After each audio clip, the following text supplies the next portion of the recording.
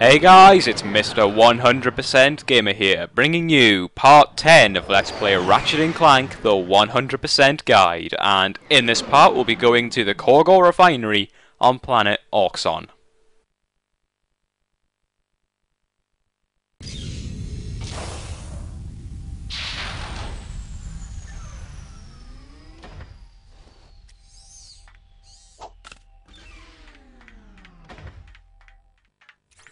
Now you can see why this planet is a bona fide peach. It is 100% Clank exclusive gameplay. Look at the timer on this video. It's all Clank gameplay. Really. That entire time is Clank. No Ratchet gameplay, just Clank. Anybody who visits Ratchet & Clank forums or Ratchet & Clank fan sites or just plays the games or watches videos on the games will know the Clank sections are generally, and by generally I mean always, the worst part of the early Ratchet & Clank games. Now I say early because they do get better later on, slightly, but I'd still say no, these are the worst parts of the Ratchet & Clank series. Even Insomniac themselves know that. Because I'm pretty sure I remember them saying at some point, they basically made a big fuss about Ratchet & Clank A Crack in Time, or Future A Crack in Time if you live in the North American NTSC region stuff. By the way, this new enemy here is a toxic crab, and that is the first of two enemies on this planet for now. There will be more later, but for now there are only two. I don't think it's a spoiler me saying we're going to be coming back here with Ratchet, because it does kind of say that immediately when it says, you can come back here when you get the O2 mask.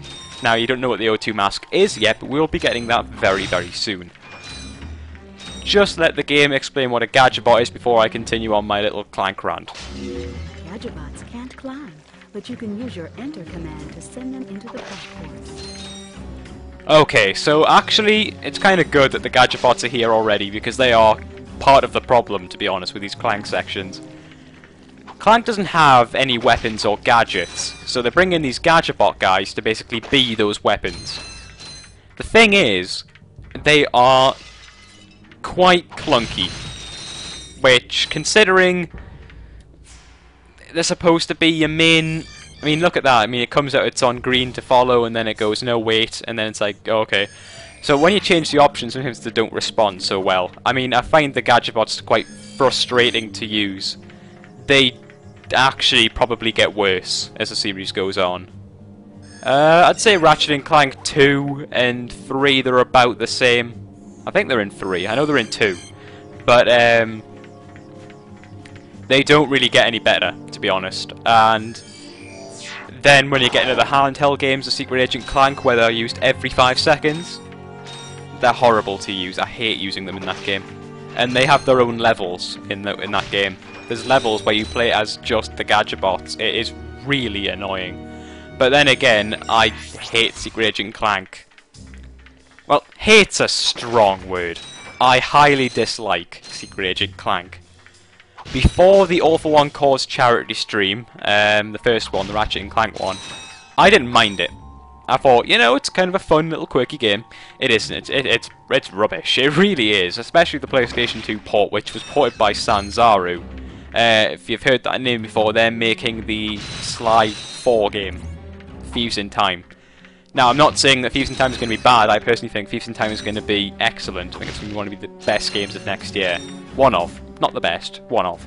There's actually a gold bolt here. But we can't get it now. We can only get gold bolts with Ratchet, so... don't worry your pretty little head about that, guys. So, they do get a little bit better as the series goes on. Wait a minute, I just said that they didn't. No, they don't get better as the series goes on. The Gadgetbots kind of just like disappear into nothingness as the series goes on. But about Secret Agent Clank, I think people had the right idea, and they summed it up really well when I was playing through Secret Agent Clank on the PlayStation 2 for the stream, and basically the response was, this is a game of planet Orxon.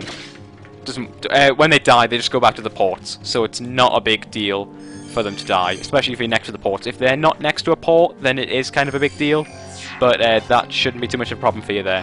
Toxic crabs go down. These things are really strong. They can take out some pretty tough enemies. Those toxic crabs, when you come back as Ratchet, are pretty damn difficult to kill. So the fact they can kill them pretty easily is kind of sad.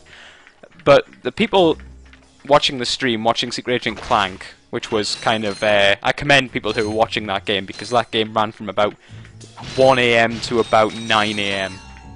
So you were basically working in the night shift if you were watching that game. I got the worst times on that stream.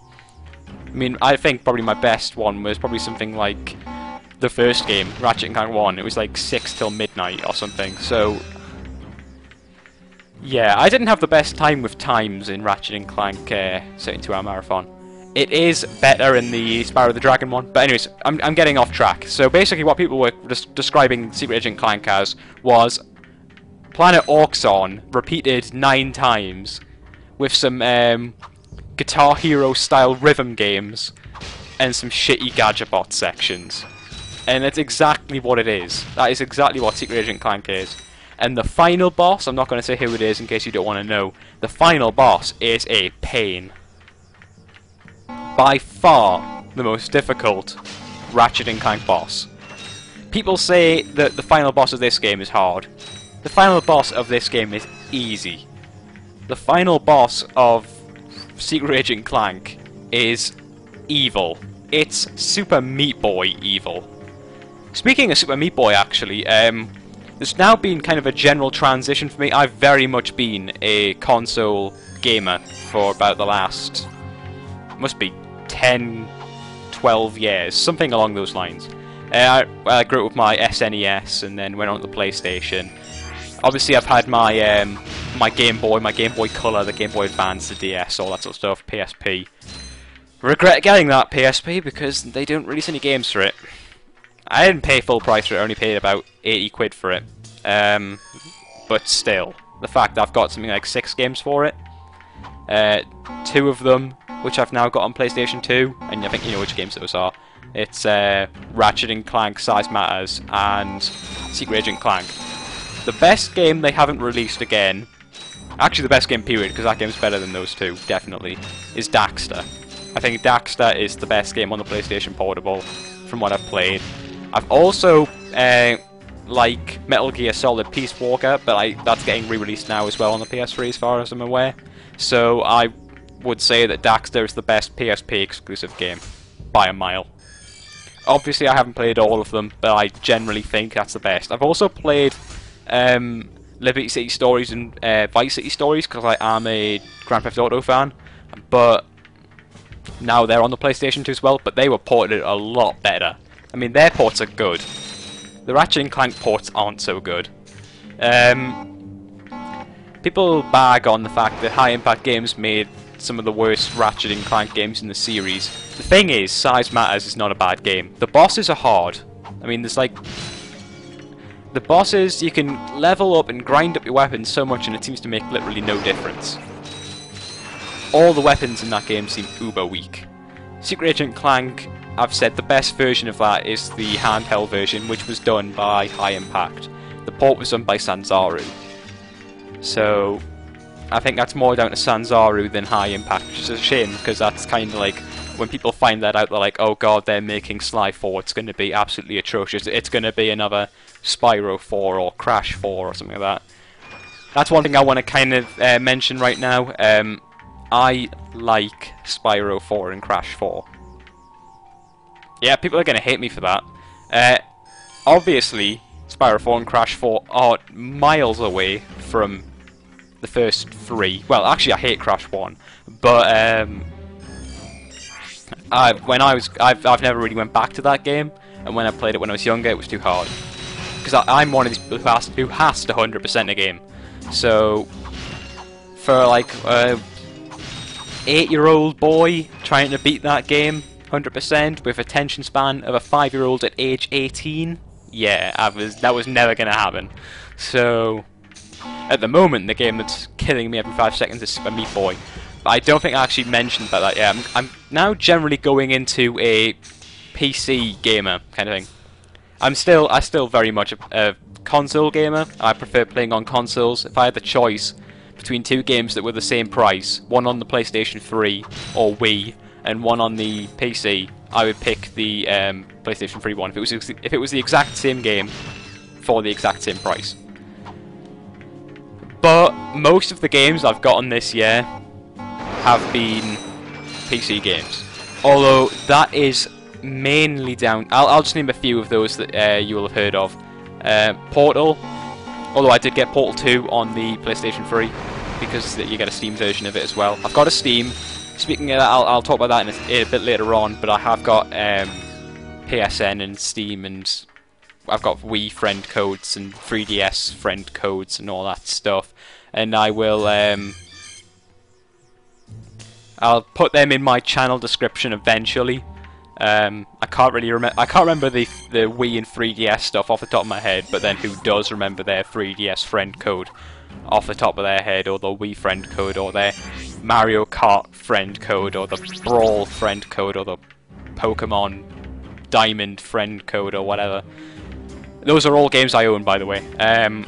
I'll get into that maybe a little bit later on, and I have already forgotten, I've lost track, but yeah, Portal was one, Super Meat Boy, TF2. I don't really like first-person shooters though, so I don't play that very much. Started playing Half-Life 2 a little bit before. I got that ages ago, but I just didn't really play it. I'm trying to think, but Bastion and Limbo were two of my newest ones, and I'll just get these. These are the newest gadgets.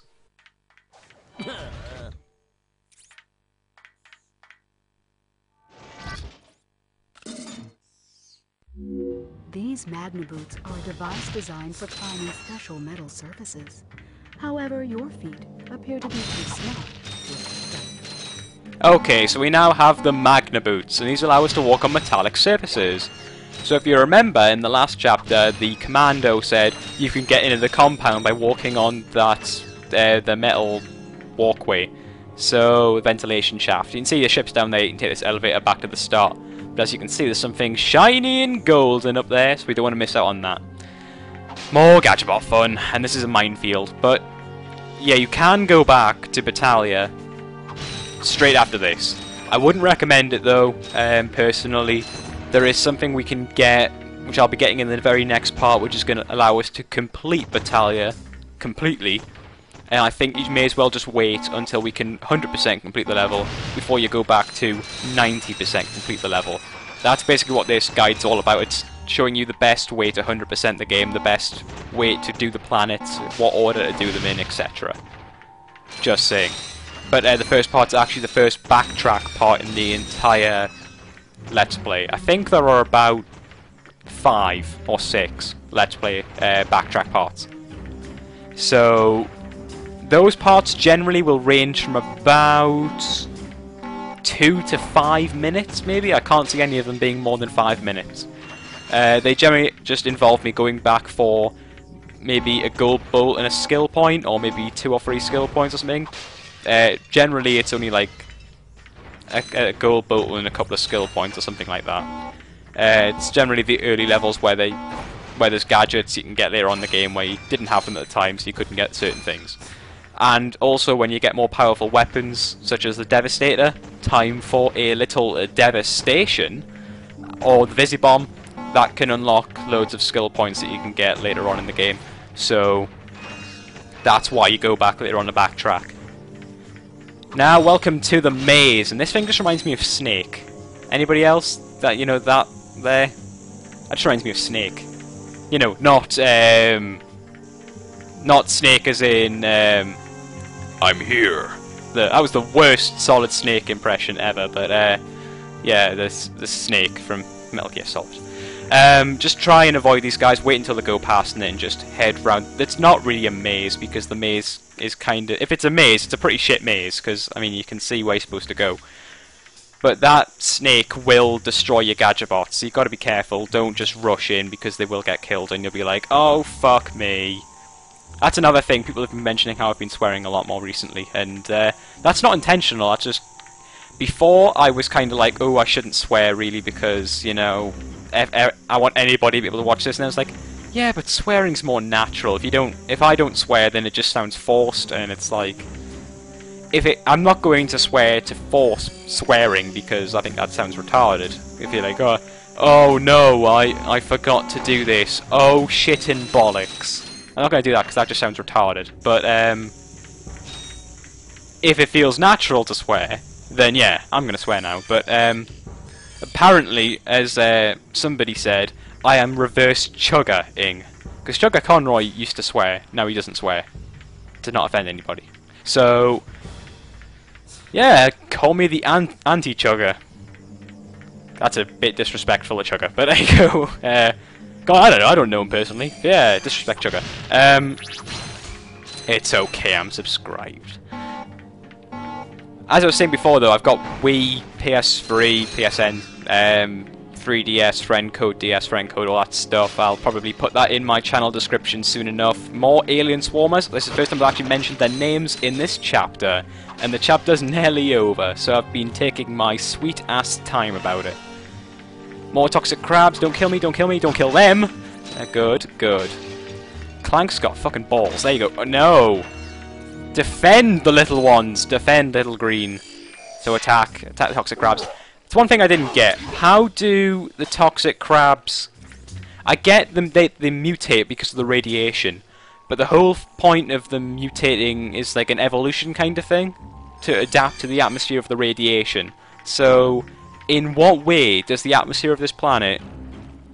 How do they adapt better by growing pincers? How does that work? What predators are there? They are the biggest predators on this planet, and they just...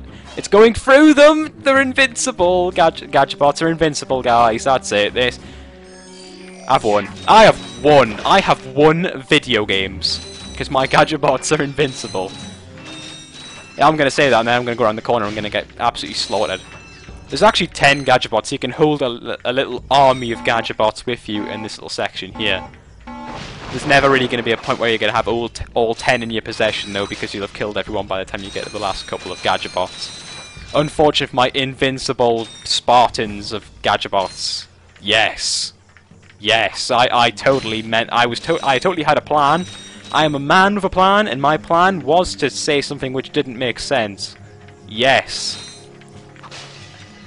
As you do, shit! I didn't see him coming. Okay, just take out these last alien swarmers. Attack for Sparta! I can still do it, I can still do it. Oh, they're not invincible anymore. Ah, you got taken out by one little Gadgetbot. One little Gadgetbot. See, you can see this, that thing has 10 on its door. So that means we need 10 Gadgetbots to be able to open that door. And that is actually the last door of the level. So this has taken a little bit less time than I was expecting.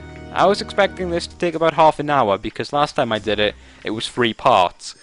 And it did seem to drag quite a lot, because it is planet Orxon, the planet in which nothing happens very slowly. Tell me one thing that's happened so far. Actually don't, because the Magnaboots thing happened. So tell me 2 things that happened in the last 20 minutes. Tell me. Tell me. Tell me. So there you go. And this is the last 2 here. I think there should be 10, and if there isn't, I am missing one. So let's just head up. I'll get the crates in a second. Actually, no, because it's a cutscene, so no. Hopefully this doesn't blow them up. It's going to blow them up, isn't it? Oh, no, it didn't. That's good. Okay. Oh, it's going to blow them up there. Okay, so, that's actually the end. I don't think there's anything I haven't discussed yet. I think I discussed everything. I had a list of things because I wasn't sure how long this was going to take. And I didn't really want to mention anything about the game because the game's boring at this point. So, we'll just send them all in now. Enter, my children. Enter.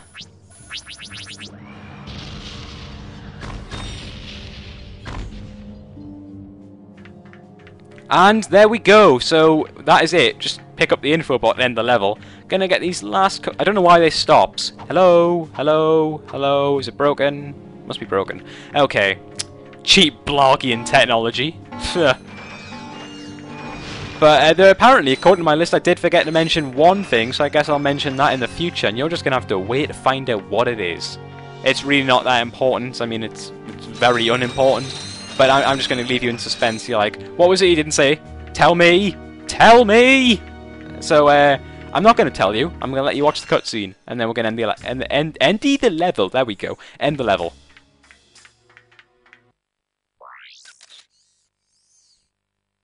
Better not let Ratchet see this one. Talking too quickly, it seems, and now I'm like, Endy the level. Like, what are you, 5, John? Jesus Christ. So, and there we go, we're back where we got the Magna Boots. It was literally about 10 seconds away from the info bot. So we've got the coordinates for planet Pokitaru. We'll be going there in about 2 chapters' time, so you have to wait for that little treat. I was going to spoil something about the planet there, I'm not going to. So let's enter the ship to end planet Orxon.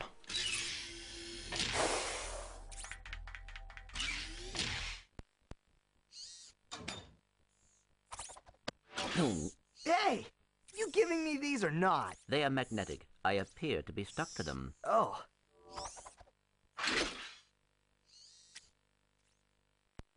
What do you have in there? Gears, metal filings, dust. You know what I mean. What is it? I will show you this, but you must promise to stay focused on our mission. Is it something about Quark? Cities are full of smog, swamps are full of muck, and tar pits are full of tar. But here at Joe I Resort, the sun shines 24 hours a day. Visitors get a free O2 mask to explore our warm waters. The benign marine life will welcome you to the big blue world under the sea. You can also use our complimentary flippers to partake in speed swimming. So come to Joe I Resort and leave your world and your troubles behind. Joai Resort, Pokitaru. I knew it. Oh, come on. Switch off your nerd circuits and have some fun. Look, we'll go just long enough to pick up the O2 mask. Perhaps the extra oxygen will help your brain to function properly. Yeah, and maybe the salt water will rust your mouth shut. So there we go, that is the end of planet Orxon. We have a couple of places we can go now. We can either go to the Blog Depot on planet Gaspar, or Joai Resort, planet Pokitaru. And we will be going to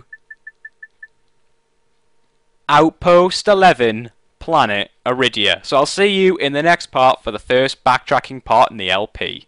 See you then.